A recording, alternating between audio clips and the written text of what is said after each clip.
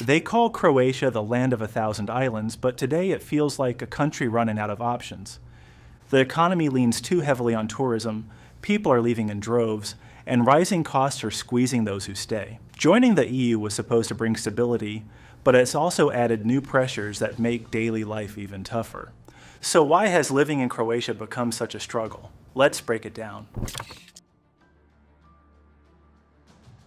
When Croatia joined the European Union in 2013, then Prime Minister Zoran Milanovic called it a turning point. He promised stability, growth, and a chance for Croatia to catch up with the rest of Europe. At first, it felt like a new beginning. Borders opened, foreign investment started flowing in, and Croatia was no longer seen as a small, isolated market on the edge of the Balkans. 10 years later, that promise feels very different. Wages are still among the lowest in the EU, housing has become harder to afford, and public services are barely keeping up. Yes, EU membership did bring investment and made it easier for tourists to arrive, but it also opened doors for many Croatians to leave for better opportunities abroad. Since 2013, around 10% of the population has emigrated, leaving an aging workforce and straining communities. Fast forward to 2023, under Prime Minister Andrej Plenković, when Croatia took another leap, replacing the kuna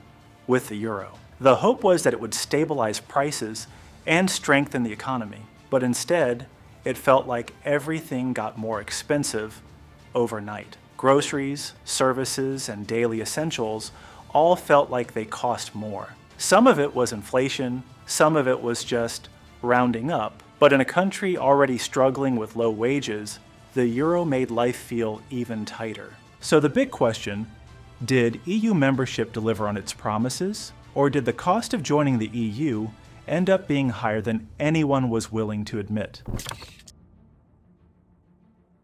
EU membership and the euro were sold as quick fixes to Croatia's problems, but the truth is, no amount of outside help can truly fix what's broken at home. And that brings us to the second piece of the puzzle, politics. If you ask Croatians why life hasn't gotten easier, many point straight to their own leaders. Weak governance and corruption have been part of the country's story since Croatia gained independence in the 1990s, and they didn't magically disappear once Brussels came into the picture. In fact, the EU funds, billions of euros meant for development, are often caught up in red tape or lost to poor management. Croatia manages to absorb only about 60 to 70% of available EU funds, one of the lowest rates in the entire EU. Corruption scandals haven't helped either. In 2022, former Minister Gabriela Jalak was arrested over misuse of EU funds. And Prime Minister Andrej Plenkovic's government? More than a dozen ministers have resigned under scandals that continue to fuel public frustration. Transparency International consistently ranks Croatia near the bottom of the EU members for corruption, alongside countries like Bulgaria and Romania.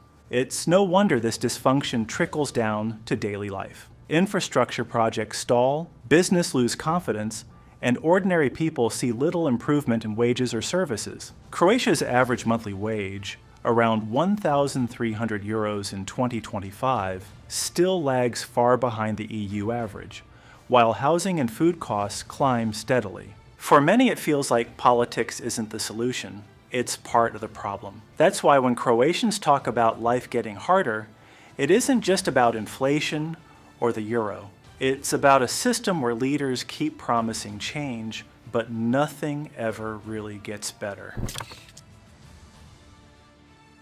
Even if politics improved overnight, one sector keeps Croatians under constant pressure: tourism. On paper, tourism is Croatia's biggest success story, but in reality, it's also the country's biggest weakness. Croatia's economy has long been built on low-wage sectors like agriculture and tourism, which have kept the country dependent on cheap labor and seasonal work. In 2025, Croatia is breaking tourism records again. By August, 15.5 million visitors flooded the country, outnumbering locals 3-1. Spending is up 10%, with revenues from foreign visitors expected to reach 15.5 billion euros, almost a fifth of the economy. Sounds impressive? Well, not if you're living here. For locals, it means crowded streets, jammed buses, and everyday prices that feel more like London than the Balkans. A coffee, a meal, or a bus ride costs way more than in the off-season. Cities like Dubrovnik and Split might look like picture-perfect vacation spots to tourists, but to residents, they can feel like theme parks where daily life is constantly interrupted. The jobs tourism creates don't solve the problem either. Every summer, thousands of seasonal roles open up, but most are temporary, low-paid, and unstable. Outside of peak season, many workers are left scrambling, and the country's economy slows to a crawl. That dependence makes Croatia vulnerable. One bad summer, like during COVID-19, and whole regions grind to a halt. And there's the psychological toll. Imagine your hometown turning into a backdrop for someone else's holiday. Shopping, commuting, even grabbing a coffee. Everything becomes a battle. For many Croatians, the booming tourism sector politicians love to brag about isn't a blessing. It's a daily reminder of how fragile and stressful life has become. When you step away from tourist hype, the real struggle becomes clear: wages and living costs. On paper, the average net salary in Croatia is about 1,300 euros. But for many people in retail, hospitality, or the public sector, the take-home pay is more like 800 to 1,000 euros. Now compare that to neighbors like Slovenia, where wages are similar but living standards are higher, or Austria and Germany, where pay often doubles. Croatians are stuck in a battle for stability, not luxury. The job market doesn't make things any easier. Croatia's economy is still anchored in seasonal, low-paid jobs rather than stable, high-paying careers. If you're a graduate and feels like IT, medicine, or engineering, the opportunities at home are both scarce and underpaid. That's why hundreds of thousands of Croatians have emigrated, not to live it up, but just to secure a decent future.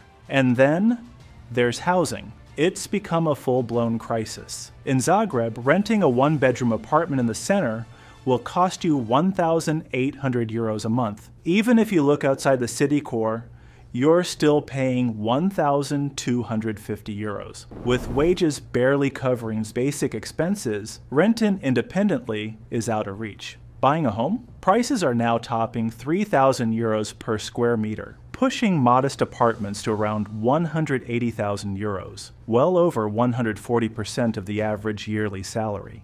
Tourism adds extra pressure to housing, especially in hotspots like Dubrovnik and Split, making apartments harder to find and more expensive for locals. The result? Young Croatians are stuck living with their parents longer. The average age to move out is 33, one of the highest in the EU. Low wages, unstable work, and sky-high housing costs aren't just numbers, they're the daily reality for many.